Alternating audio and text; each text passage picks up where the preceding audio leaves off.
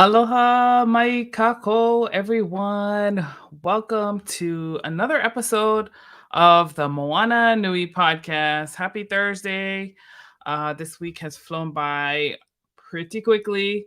Earlier this week, we had an special episode on Monday to talk about some Kickstarters. So be sure to check out Snowpaw on Kickstarter and support that indie creative. Last weekend, we successfully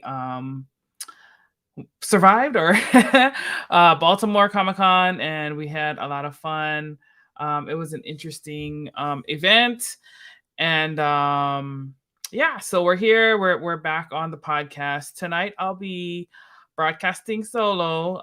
Dana is going back to back this month, going from Baltimore Comic Con. Now this weekend she will be at Anime Weekend Atlanta.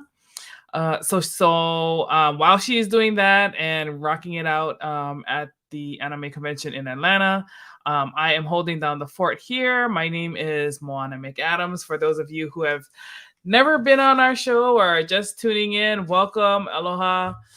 Thank you for joining us. I am the founder of the Moana Nui Podcast.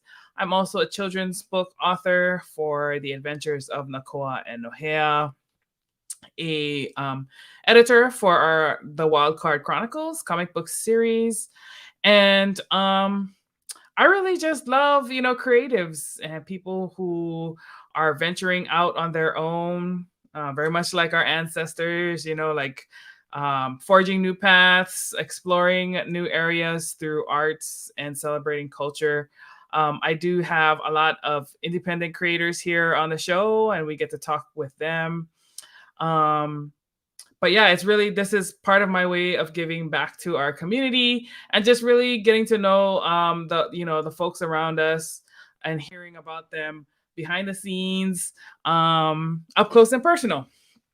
So tonight this is our fourth Thursday of the month. I can't believe October is already done. And yeah, so on our fourth Thursdays, we have a monthly series called Rain Talks, where our friend Shae Reigns comes and talks to us, and we talk about mental health issues, self-care, how we can better establish boundaries, and successfully navigate some of the difficult challenges that we as human beings encounter every single day in our lives. So I am excited to have her come on and talk with us tonight.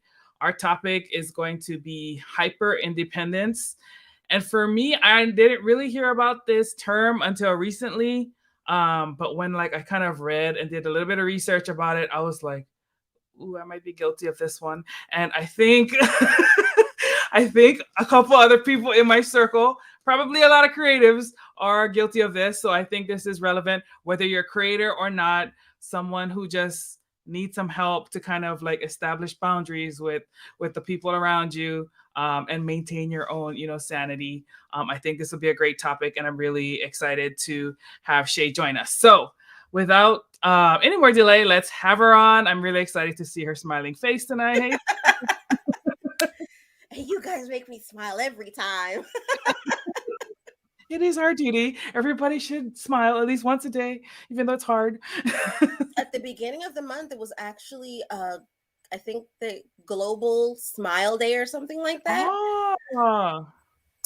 Which was interesting. Especially, I am not famous necessarily for smiling, especially not among like my family and stuff. So I definitely made the extra effort to post smiley pictures.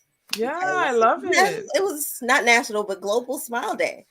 But yeah. So I'm really looking forward to this, or I've been really looking forward to having this conversation, because it is one of those things that hits so many people, myself included. Yes. So that's why I don't know if you can see me backstage or whatever, but when you said, yeah, I think I'm guilty of this, I'm yes, I'm sure you are. I did see you nodding your head. Yes. Not even necessarily yes, you are, but yes, because a lot of people really are, especially these days when we get to talk about things or get to hear about things more politically. They like to talk about pulling yourself up by your bootstraps. And the word lazy and entitled likes to get thrown around a lot, especially when it comes to the BIPOC community, Right. which is hilarious considering historically who did all the work. Yes. Anyway, Yes, we'll we're just about to ignore go. that part, right?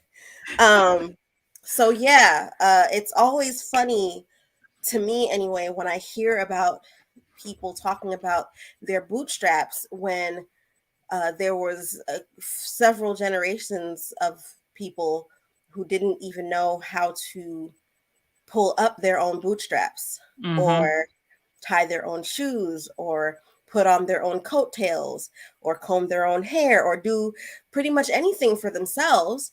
And now they get to profit off of all of the time that they spent not doing anything for themselves. Yes. And then call the rest of us lazy. So it's really important that when we talk about things from this perspective, that we recognize the system as it stands. No, I'll go from a different direction. What I tell my clients is, as much as I hate talking in absolutes, this is the biggest absolute statement I ever make, which is nobody ever, in any time ever, made it anywhere by themselves. Period. Yep. There are sea turtles out there living however long sea turtles live who are more independent than human beings are. Right? We come out crying. We can't even come out on our own. Right? Somebody actually has to either cut us out of our mothers or pull us out. Right? Somebody's got to do something to get us out. Number one. So from day one, we are dependent. As a matter of fact, from moment one, we are dependent. And from then on, we require somebody to feed us, to teach us, to help us figure out how to do whatever it is that we do, to help us make decisions, to help us learn right from wrong, to help us define what right and wrong are, to help us define if we are right or wrong. All of those things from day one. And again, sea turtle comes out, figures its way out of the egg, digs itself out of a hole, survives a long stretch of beach with all kinds of things trying to kill it, and gets into the ocean. And then figures out how to feed itself and raise itself from there on. Right? Yeah. I forget which marsupial it is. Pick one. Comes out of its mother and goes up the track of fur and finds its way to a teat. There are baby humans that can't even figure out how to latch on. That's true. Okay? I use these examples so that we can understand that human beings are a dependent lot. Right. So all of this independence talk, it goes against our better nature. That is why it's so difficult. And I say this again, I'm guilty. I'm one of those people who's just like, nah, I'm going to do this myself. Yes. I'm going to figure it out by myself. You know, I'm going to do this for me. But I know that it goes against our better judgment, our better instincts, everything about us. Yeah, so so when does independence become a bad thing? Well, how often do you ask for help? Me personally? No. Oh, just rhetorically. Okay. Sorry, not putting you on the spot. Not putting you on the spot. Like, but that's what you have to ask yourself. Yeah. When was the last time you asked for help? Mm. If you're thinking really, really hard and scratching your head, or you're remembering the last time you had an opportunity to ask for help and you were just like, as I say, nah, I'm just gonna figure it out myself. You might have a problem. Right? And just because I feel like saying it, you might have a problem that, by the way, you still can't solve yourself. So self-diagnosis is probably where we're going to go with this, because you're not going to ask for help anyway. So that'll be your first step. And then the second step would be to actually go and ask for help, which might require some help. But yeah, no,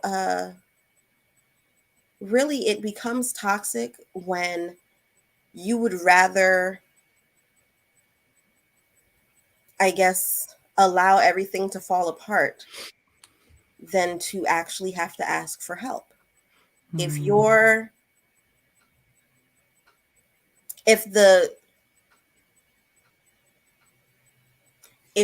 that friend who everyone else can go to, but you yourself can never go to anyone else, that is a good indication that you haven't asked for help enough. Because your friends are assuming that you already got this. Yeah, that's a good way to look at it. Guilty. Right there with you. Yeah, and I feel like I really probably, I don't know what triggered, like maybe over the last year or two, maybe because it's COVID and you really have time to sit down and reflect, like I'm like, okay, take a look at my life, like what am I doing? But I feel like I've really been trying to work on it, though. I'm definitely not there, but because I usually am the strong one, like everybody's like, oh, well, like I remember one time I had a close friend of mine. She was a hula sister, older lady, one of our elders, and she passed away. And we went to her funeral, and everybody's there to support, and all of that. And then I just like started crying, and everybody started crying even more. They're like, "Oh my god, if Moana's crying, like it must be really bad because she never cries," things like that, right? And I'm just like, "Oh, does everybody think I'm like indestructible? I am still human, like." But that was kind of a little bit of a maybe there's something there, and right. I think sometimes society maybe brainwashes you to think that like that is how you're supposed to be. You're not supposed to ask for help, but back to your point, like it goes against our nature as humans, and specifically indigenous peoples who have like survived all this time because of the community, so yeah. Yeah, and that's well, first, I'm so sorry you went through that. Yeah. It's hard when it's something unpleasant that brings something to the forefront of your awareness. It would be great if this conversation was the first time you had the opportunity to take a look back, because then it would be lighter, it would be happier. Right. But if those are the times that we're looking back at as, especially moving slightly more forward into that actual situation, if everybody was just like, not only it must be bad if Moana's crying, but then nobody actually looked to support you. Right. It's like, so you recognize it must be bad and you still can't offer the help, even though you're used to me not asking for it. Right. And that's one of those things where many moons ago, I definitely cannot claim to be guilty of that right now, because my friends would threaten and kill me. if I was going through stuff and didn't say something. I have a great tribe. But yeah, many moons ago, before I had this particular tribe, it would take quite a bit for me to actually even acknowledge that maybe I had a situation going on. And so, and at that time, really, there were only three people, three people, to whom I would actually openly confide. Anybody else, it was just like, no, I'm good. Right. You know, there's this one episode of Black Butler, where they're trying to help the kid whose name I suddenly forget. All of my anime people are frowning at me now, but I there's can't this help one, you there. right? But there's this one episode where they're trying to cheer him up, and it just so happens that like there's assassins and stuff coming, and they're like fighting off and a whole onslaught of assassins. And after every really hard thing, one of the other maids or servants will go, "Oh, by the way," and then you see like the smile, because the objective is to smile more, to keep him happy. But that's how a lot of us live our lives, is where it's just like, it doesn't matter what's going on. The house could be on fire. There could be assassins that we just blew up, whatever. Put a smile on your face. We do that because they're not supposed to see us sweat, right? Or no one's ever supposed to know when you're struggling, and things like that. And it's one of those things that contributes to the toxicity of this whole hyper independence, or I like to call it, because I feel like it hits a little bit closer to home for people to understand. I call it toxic independence, because it permeates so much. So it's not, it doesn't just keep you from asking for help. It keeps other people from seeing that you might need help. And then there's a vicious cycle going on that you yourself have a really hard time finding your way out of. Ask for help. That's really the whole point here. Right. Even if you're not suffering necessarily from toxic independence, ask for help anyway. I'm having a hard day. I need someone to hear me out for 5 minutes. Yeah. And then allow someone to actually do it. I like how you said allow. Because it is a permission thing, right? Like, yes, allow yourself. Because I feel like a lot of times the mental block is in your own head. Like, oh, I can't. I'm afraid to make myself vulnerable. Yet everyone has to be vulnerable at some point. Otherwise, you're some drone robot thing. I don't Right. Well, like, if you think about the language that we use, I can't show people that I'm vulnerable, which is hilarious to me, especially as a mental health professional. Right. Because I'm like, you realize that you're a human being, right? Right. With the skin and the eyeballs and the really soft, squishy, easily penetrated, Yeah. all of that. Like, your entire body is just like, one good poke and you bleed. That, like, you realize that the whole concept of vulnerability is legitimately all in your head.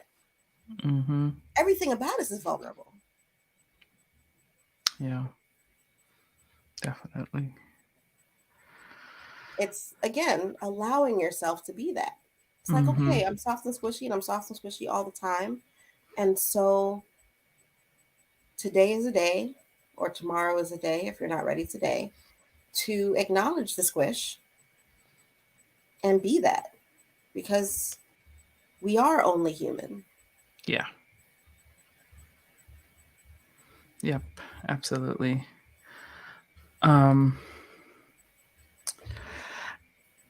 And so, like, when we talk about toxic independence or hyper independence, is how does that differ from being a control freak? Is there a difference? I would say yes, because being a control freak also causes you, I'm sorry, control freak, Yeah, quote unquote control air freak. quote, Yes. control freak, would also lead you to make attempts to be controlling of other people's lives. Mm, So as long as it's something that's in your reach, you're trying to control it. yeah. And a lot of times you'll find that quote unquote control freaks, their own lives are completely out of control. But that's neither here nor there. so so that's one of those things. But yeah, no. So if you're hyper or toxically independent, the likelihood is you are putting a lot of effort constantly into controlling your own life Mm, and into doing your own thing and being your own whatever, whether that's being your own boss or being your own therapist or right. your own whatever. It's really going to be very you centric in your control, whereas a control freak is going to be external. Gotcha. Yeah, so I was reading this article that was kind of like 8 signs of independence. Mm-hmm. And one of the things was you decide everything by yourself. Um, like you make all the decisions in your own life by yourself. You rarely ask other people for their input or their opinion. Mm-hmm. You don't consider what they think would be best because you want to make the choices by yourself and only you. Um, and then while you personally might think it's a good thing, it's actually showing just how much you alienate those around you, and you may not even be aware of it. That last part, right? Yeah. It gets a little hurtful there. Yeah. Yes. It's just like alienate. That's not what I do. Right. Yeah, yeah. You might be that. Mm-hmm. Yes. That Yes. is correct, Jennifer. You can only control yourself. Mm-hmm. Um, what I also like to say is you are only responsible For yourself. for you're only responsible for your 50% of every interaction, whether that's an Right. interaction with another human being or an interaction with, you know, your phone or the keyboard or the light switch. You're you're still only responsible for your 50%. Mm-hmm. Whatever happens when you hit the light switch, right? You hit the light switch, that was your 50%. What happens behind that? That's up to the light switch or the electrician or whoever, if that makes sense, right? Um that's where your realm of control is. However, one, as human beings, we tend to try anyway. try as we might, to control everything and everyone sometimes when we're control freaks. Mm-hmm. Um, but also, there are still things, even with yourself, that are technically outside of your control. And it is in those moments where we have to recognize and allow ourselves to ask for help. Mm-hmm. For example, we're in COVID times. Nary a one of us actually has any control over most of what's happening right now. Right. We only barely have control as to whether or not we get infected. Mm-hmm. I know. Sorry. Newsflash. We can mask up. We can do all of these things. I came in, took off my mask, and took a big old gulp of air, completely forgetting that, air is kind of a thing that just is there, right? Mm-hmm. Yeah. Who knows if at some point in time, like, within the last 9 hours, the mailman came by the door and coughed, and the air was still unsettled. And when I opened up the door to the house, I let in the COVID air, and then I took my mask off, and poof, now I got COVID, right? Yeah. That's not how it works. Don't. I'm just saying. Don't quote me on that. Don't at me. I'm not saying that's how that works. I'm just saying we have no control over a lot of those things. Yeah. But we try anyway. We do the absolute most of what we can so that we can make the effort to exercise some kind of control. Mm-hmm. But when you actually get the COVID or whatever other thing you get, whether that's mental health situation, stress, anxiety, bills piling up, car broke down, hair not laying right, like whatever it is that's going on, those things that can be outside of our control. Because, it just so happens that this morning I had to spend extra time on my hair. And we're just like, oh, you won't do what I tell you to do. Anyway, that's personal. But yeah, no, in those moments, it's just like, why don't I have a hairdresser on call to just be like, come fix this? Right. And that's kind of one of those things. We don't have control over everything. And accepting that we don't have control over everything, at least for me, especially as a mental health professional, I have to recognize that I can't, quote unquote, fix or solve all of my clients' problems. That's on them. Yeah. And so we have to recognize the things that are outside of our control and put the effort towards those things that are. So that's a good distinction about like having to know what we can and cannot control. Like if we have a loved one that we see that's dealing with hyperdependence, how can we, like, is there a way that we can help them? How can we help them? I mean, I know because a big part of it has to come from themselves, right? And that self-awareness thing. But if it's someone that, like that's in your life, like, I don't know, a friend, whatever it is, friend, partner, whatever that is, how can we help them?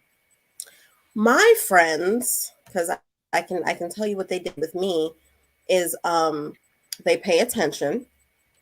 And then when they see me, I guess we'll say talking like I'm losing my shit, excuse my language, but clearly she's losing control of whatever it is that she thought she had control over. They basically tell me to shut up and then say something to them so they can help. It's like, okay, you're basically going through your own stuff. So it's just like, if you're having, or you're seeing your person, whoever that person may be, and usually, and Moana, you can probably vouch for the moment of when you realize you probably need help, but you're not going to ask for it. You're probably having 16 different conversations with yourself, right? Yeah. At the same time. As a matter of fact, you're probably answering you too, right? Like, yeah. Girl, if you don't stop, but I can't stop. Like, if that's happening, if that's what that, right? You can see your friends going through these kinds of outer turmoil moments. Mm-hmm. Sometimes all it takes is a reminder. Hey, you know what? I was having this situation this one time, and this helped. Yeah, that's a good point. Drop a seed. Yeah, because then you take it off of them, and you right. Yeah. Mm-hmm. Drop a seed. There are, of course, those people who are just going to be like, I don't need your help. I don't need your charity. I don't need your whatever it is. And that's when you jump in like my friends do with me, because I'm just like, no, I got it. And they're like, no, you don't. So I think we have a friend in common that does that. Yes. Yes. No, you don't. So yeah, be that friend. Yes. And basically just remind them, yes, maybe you do, because I deal very well with the tough love. Not everybody does. True. And Yes. so if you're talking about one of those friends that does not deal well with the tough love, then acknowledge that, yeah, they do have it. And you can help anyway. Right. It's like, I can see that you can carry that ginormous boulder by yourself, but I figure it might be even easier if I helped you anyway. Mm-hmm. So I'm just going to take this edge of the boulder and we're just going to walk in the same direction. Okay. Right. Right. Just so happen to be walking in the same direction with the same boulder. That's cool. Yeah. Don't even think about it. It's okay. Yes. I got We're all this. good. Yep. That's awesome. And eventually they'll say thank you. Yes. Let them come to it on their own. Sometimes you just got to work it out internally. Yeah. So there's a great comment from Jennifer in the comments.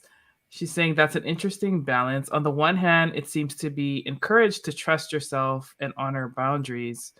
I used to feel more codependent in decision making, needing approval and opinions of others. How do we honor our own sovereignty in deciding without it being toxic independence? So recognize your own signs, right? We're not talking about, oh, should I have applesauce or an actual apple today? We're not talking about those things. We're talking about the deeper, harder conversation that you want to have with yourself. Like, I can't even come up with one off the top of my head. Okay. Completely left field. So I apologize if this scenario resembles anyone. Enter disclaimer here. If you are dealing with cancer Mm-hmm. and you are trying to decide something like, do I want to treat or do I not want to treat? As a matter of fact, I don't even have to go that far. Don't go through cancer by yourself. Yes. Agreed. Period. Mm-hmm. So if you're the hyper independent person who can't allow themselves to be seen as vulnerable, even while you're dealing with cancer, that's when you stop honoring your sovereignty. Because in those moments, that's not about sovereignty. That's you being toxically self-protective. Mm. That's you sealing up and closing yourself off to healing. Because especially in the cases of cancer and other sickness, we need each other. Yes. That's one of the reasons why COVID has been so difficult for human beings, because we are scared and we are squishy and we need each other. And it's so difficult to reach out to each other right now, because reaching out could mean that we could get sick. Mm. That's why. So it's really important that you recognize those decisions that, of course, you can make that. Wear blue socks today. Okay, cool. I can make that decision myself.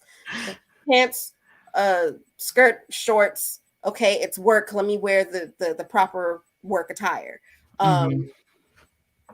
Spend $90 billion on, I don't know, a pair of socks. For some reason, I'm socks obsessed at the moment. But $90 million on a pair of socks or not. If you're deciding that, yes, $90 million is a good decision to make on a pair of socks, I'm going to ask you to ask some help, because $90 million on some socks is insane. So please get yourself some help for that. Unless you just randomly have $90 million that you can spend on socks that don't need to cost $90 million. I'm just throwing that out there. But yeah, so you know the decisions that are quote unquote simple. But then there are those decisions that you could use your community's support. Mm-hmm. Not approval, but support. It's, I am going to college for the umpteenth time. Let me talk to my community about this decision So yeah, maybe I can get some approval, but also so I can have some support, because I'm going to need, you know, study time, and maybe somebody in the community can help me study. Right. I'm going to need relaxing time, and maybe somebody can check in on me and make sure I didn't bury myself in books. Right? I'm going to need these things, and having community support to get through this next phase of my life would be very useful. Those are the things that you share with your community, not necessarily for approval, but for support.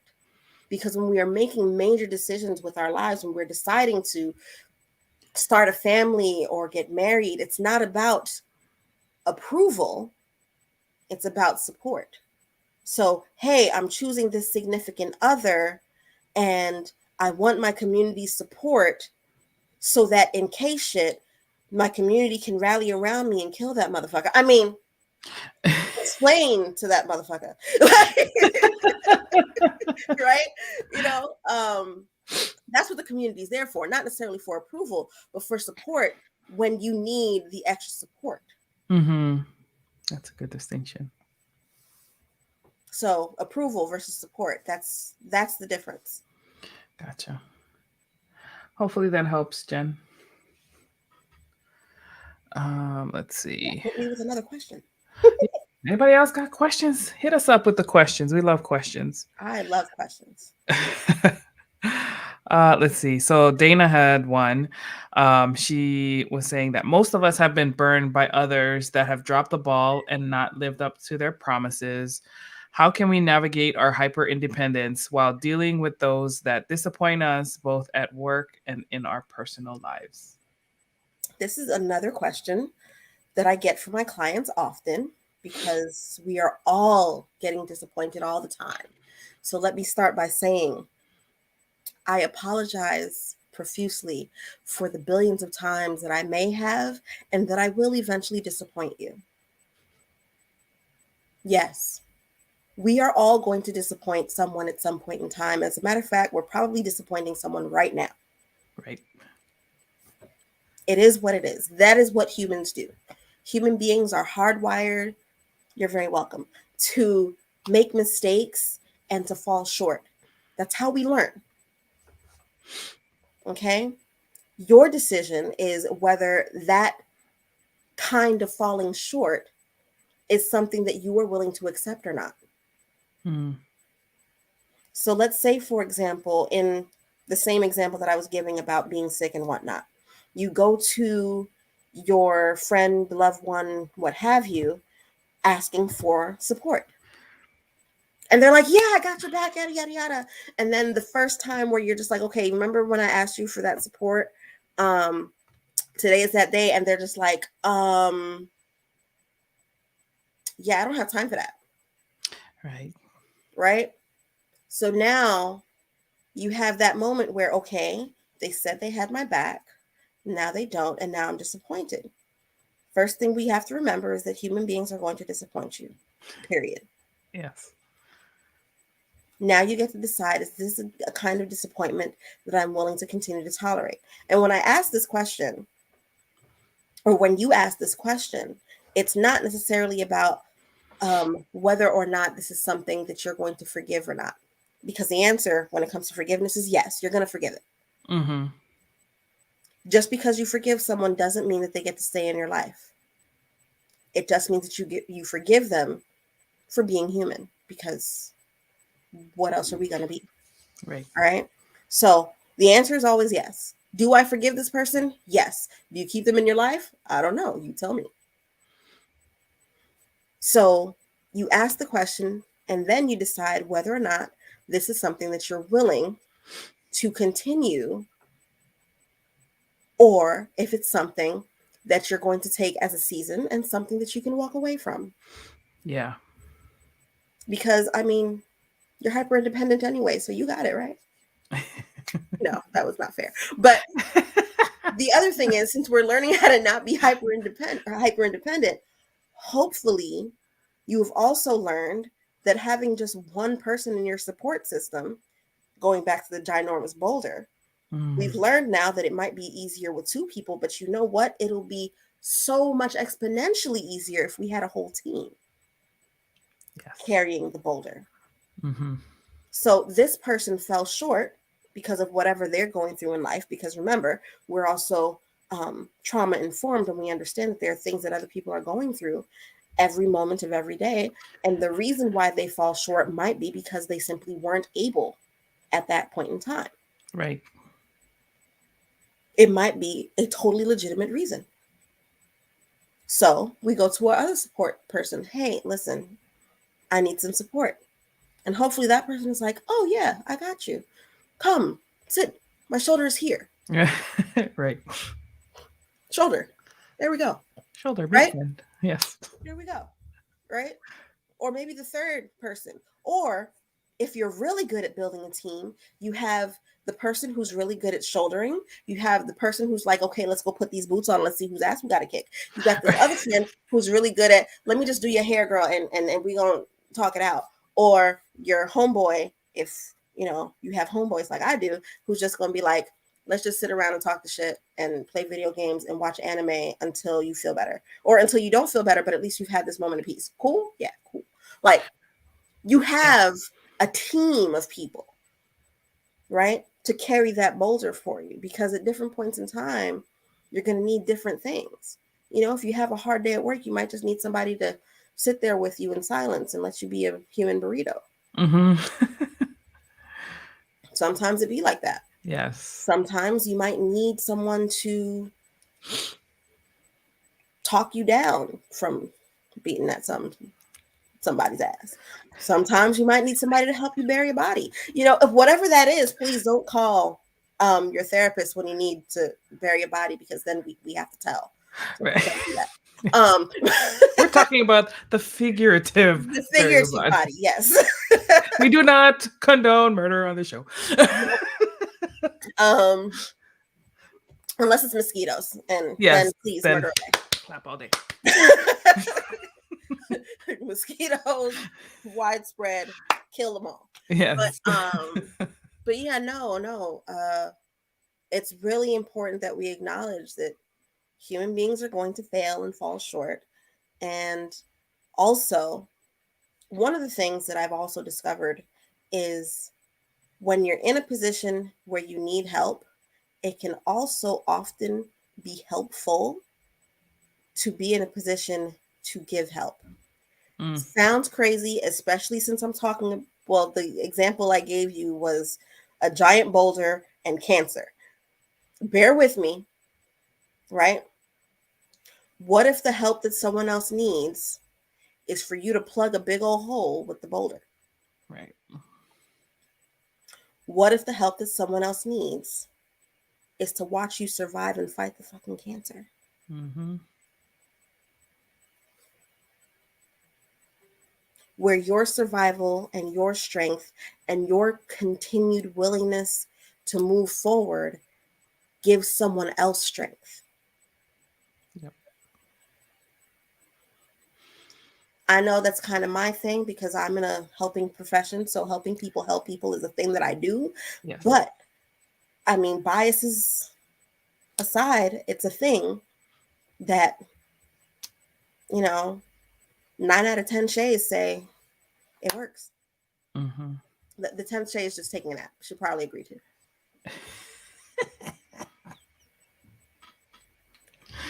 She's under the boulder. Busy burying a body, whatever, whatever. That's too funny. So one kind of aspect that we touched on, I think, a little bit at the beginning, is how hyper independence can be tied to trauma. Ooh. Let's just talk a little bit more about that part. We touched on it, and I touched away from it, in all honesty, because it's a really hard part. Mm-hmm. And so, again, disclaimer heavy here. If this resembles you, or if you are one of those people to whom this applies, I'm not talking about you. Mm. Carly Simon and all that. I bet you think this song is about you. Yeah.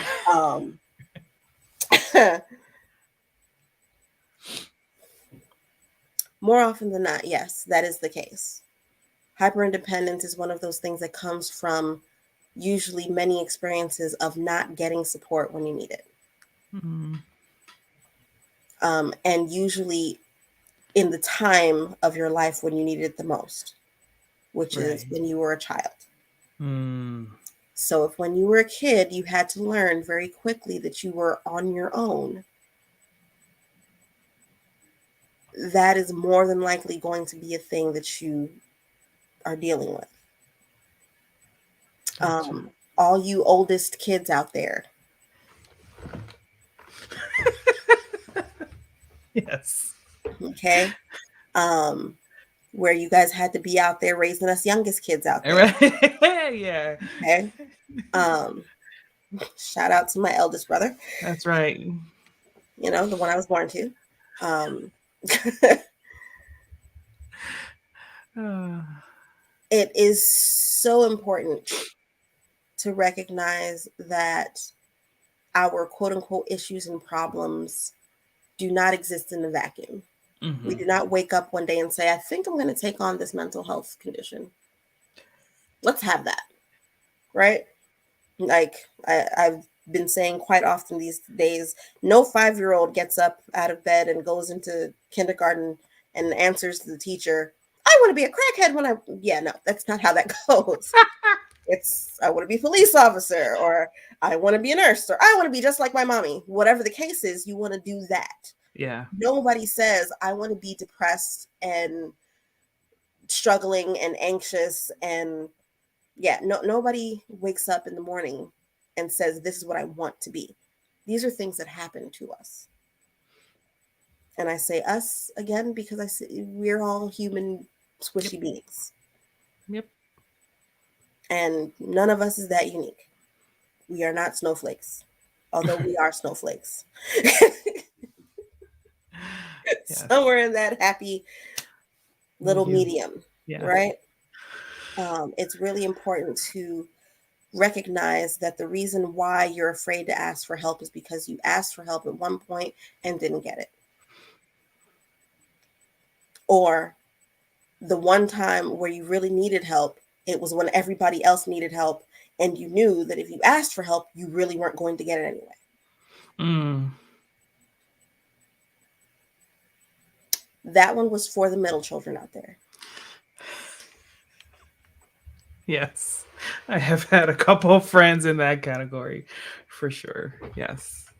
A middle kid comes up, sees the younger kid needing help, sees the older kid trying to raise the younger kid, sees the parents trying to not do a damn thing or trying to do all the damn things and still failing. And they're just like, you know what? I got it. I'll figure this one out. That's what little kids do. That's true. Right? True. Yeah. And then, of course, not to leave kids like me out of it, but we get it too, because we get tired of everybody saying, you're going to need help with that. Like, can I tie my own shoe, please? Right. Yes. Stop babying me. You know, right? Like they call you the baby of the family a lot of the time. Exactly. It's like, okay, Damn yes, near I'm 40 the young. and I'm still the baby sister. Yeah. Like, come on, man.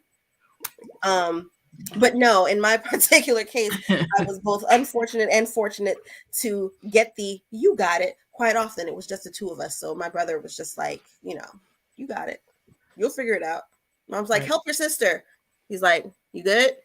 Like, that's his version of it.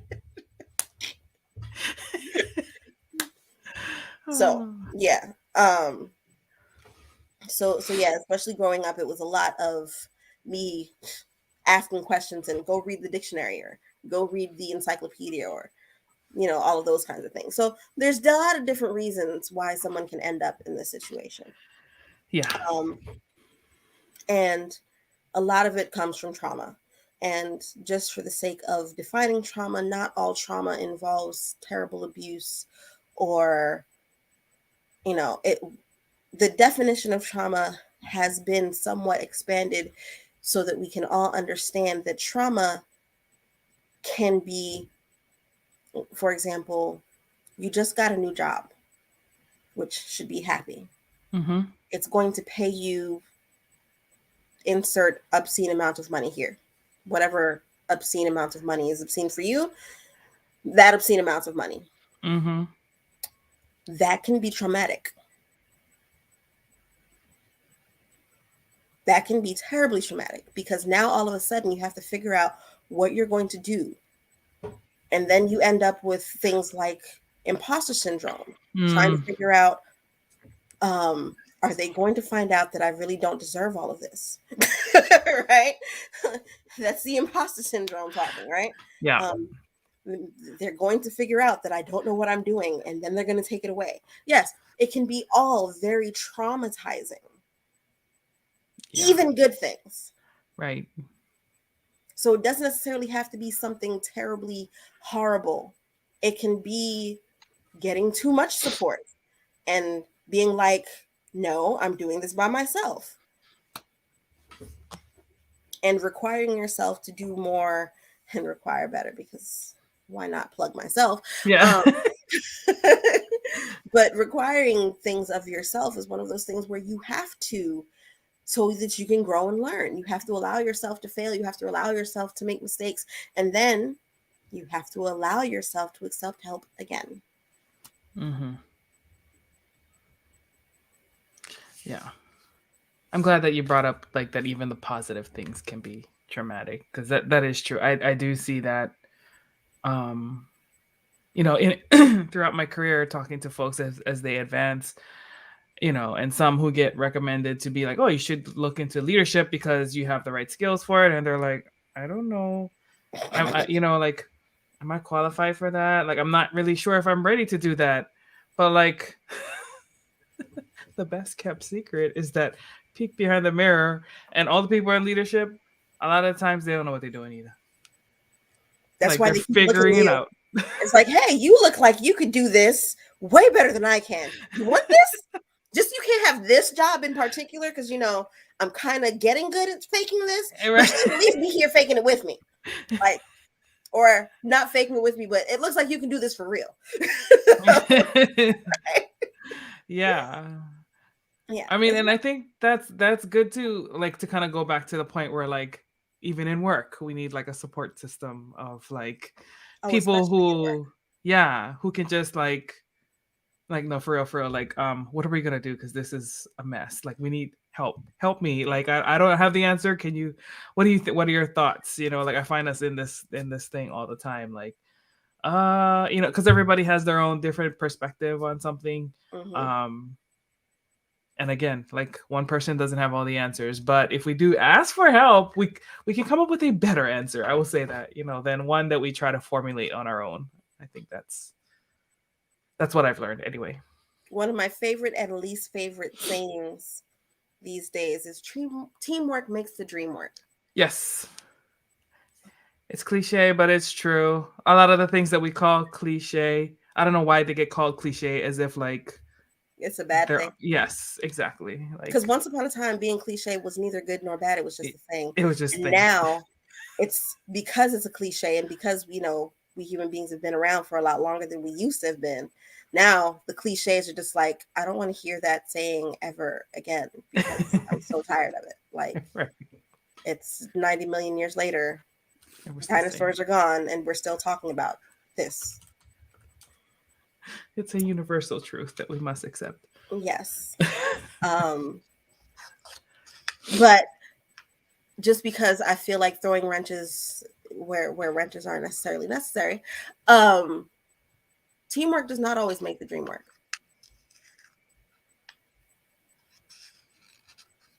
Sometimes teamwork makes it easier to find a whole new dream. Because sometimes the dream you have chosen is not supposed to work. For example, those dreams that were thrust upon us, like crack addictions and bad coping mechanisms. Yeah. Most of those things are practiced as a team. Most of those are social activities, believe it or not. Mm-hmm. And, since I'm in mental health, and like I said, I'm throwing wrenches where they don't necessarily need to be thrown. This particular wrench has become a new passion of mine. If your 3 closest friends are engaging in your unhealthy coping mechanisms with you, carrying that boulder of addiction with you, drop the boulder. Right. All of you, drop the boulder, drop it together, and then walk away together if you must, because that is a dream that you may want to not have working. Teamwork does not always make the dream work. Teamwork sometimes creates nightmares that you carry around voluntarily. So just got to throw that out there. That's true. So. I had not thought about it that way, but that is true too. Sorry. No, I mean that's what one of the things I love about you is like you're always bringing multiple angles to the topic. So, my girl. So she got me here. Yes, we do. I mean, we do enjoy talking about this. I mean, and I think our audience likes it too because I mean, we, like you see in the comments today, we get some really good questions. Actually, I can't see the comments today. I've only been able to see the ones that you bring up. Usually I can, but it's been like I tried to switch over to the comments. Mm-hmm. Oh, it didn't load earlier, but I guess it was my computer being slow. Now I can see the comments. Okay. Hey, I'm so sorry. Hey, y'all. It's my bad. Okay. It's all good. But yeah, well, it looks like, as always, the hour always goes like creeps this. Up on us quickly. Yes. So, I will say thank you so much for helping us learn more about the topic. Tell folks, like, if they want to talk to you more on a more personal level, how can they reach out to you and arrange some therapy sessions or just have a conversation about how to lift the boulder. Or put it down. Yes, or put it down. That's also an option. I can't stress that last part. Let me just do this one last plug for that part. Okay. Some of us choose to carry around boulders that we really need to actually put down. And so the help that we need isn't to carry the boulder. The help that we need is someone saying, put that motherfucker down. Yep. So if you are seeing your friend being hyper independent, carrying a boulder that they don't need to be carrying, be that friend to be like, you don't have to carry that. Right. And then they're going to come back with, no, I got it. And they're like, yeah, but why? I, as the mental health professional, generally do not ask why. Why is an accusational kind of question. Mm-hmm. But you, as a non-mental health professional and a friend, can be like, why are you doing that? Right. And I strongly suggest just ask why. Yeah. Because then they have to look at themselves and try to figure out what it is that they're doing and why. Mm-hmm. They might get defensive, but at least you drop the seed. So ask the why as to why it is that they're carrying this boulder by themselves that they don't even need to carry. Yep.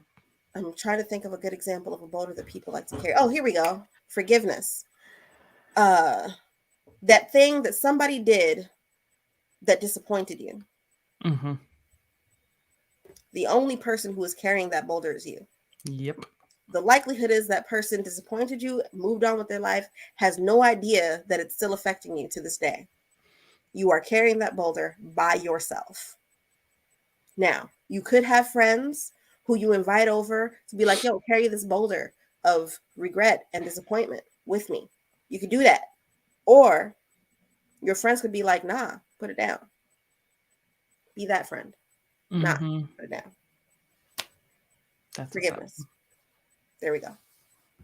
Awesome sauce. Thank you for that reminder.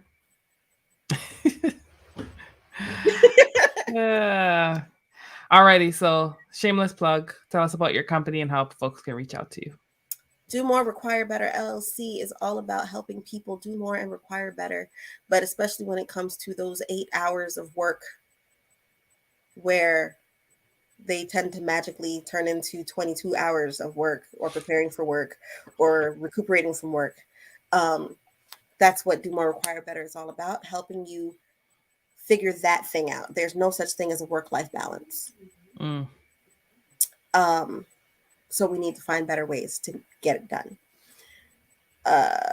Also, podcast is on the Metropolis Podcast Network. You can see us on all of the places where you can find podcasts, YouTube, wherever you go on iPhone, iTunes. iTunes.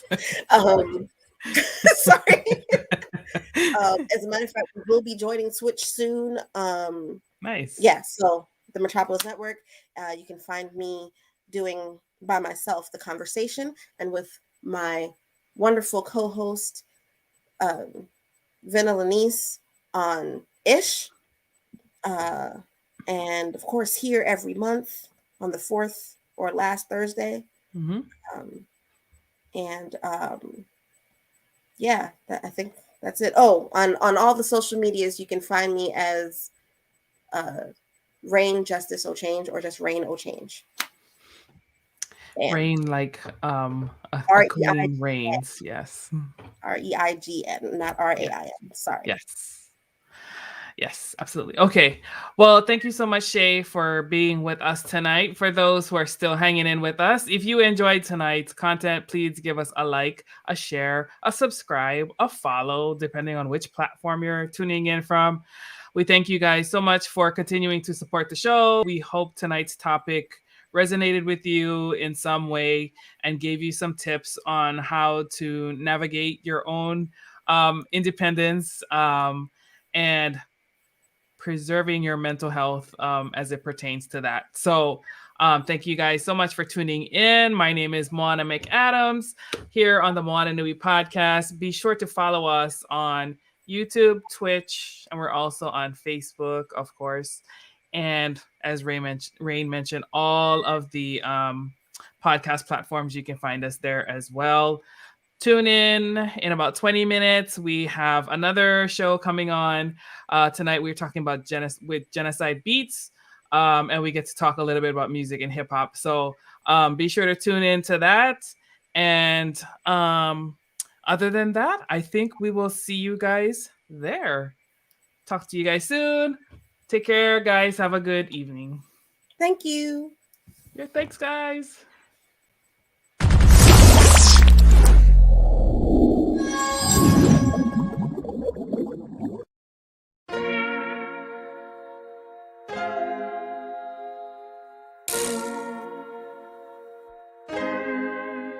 So many stories left to tell, even if we have to ourselves. Can't keep history on the shelf. If they won't tell it, we will. If this the land of the free, was a freedom then, when they annexed Hawaii and called it cedar lands, without any type of payment and no signing off. Called themselves a republic in 1894. 1.2 million acres overtaken from the native Hawaiians. When they resisted, the West retaliated in violence and erasure. The Hawaiian language is banned as part of colonialism's plan to expand, Stuck between a rock and a hard place. Multiple bombings of Kaho'olawe as a part of their ongoing war with Asia. Used it as a place for target practice. No consent or compensation. Colonizers call for annexation. No regard for all the locals. School will never let you know. So many stories left to tell, even if we have to ourselves. Can't keep history on the shelf. If we won't tell it, we will. Too many stories left to tell, even if we have to ourselves. Can't keep history on the shelf. If we won't tell it, we will. We will. So if you put Hawaii into perspective, well, Black and Asian history is interconnected. Considering the fight with the Pacific, then of course versus Asia, they was treated as a middleman for war, but didn't let the Western colorism run its course. Cause dark skin was a sign of dignity to core. The land was taken in the name of capitalism, when prior to it was the actual kingdom. Clap back at the system. Stuck between a rock and a hard place. Multiple bombings of Kaho'olawe as a part of their ongoing war with Asia. Used it as a place for target practice. No consent or compensation. Colonizers call for annexation. No regard for all the locals. School will never let you know. So many stories left to tell, even if we have to ourselves. Can't keep history on the shelf. If we won't tell it, we will. Too many stories left to tell, even if we have to ourselves. Can't keep history on the shelf. If we won't tell it, we will. So many stories left to tell, even if we have to ourselves. Can't keep history on the shelf. If we won't tell it, we will. Too many stories left to tell. Even if we have to ourselves, can keep history on the shelf. If we won't tell it, we will. We will.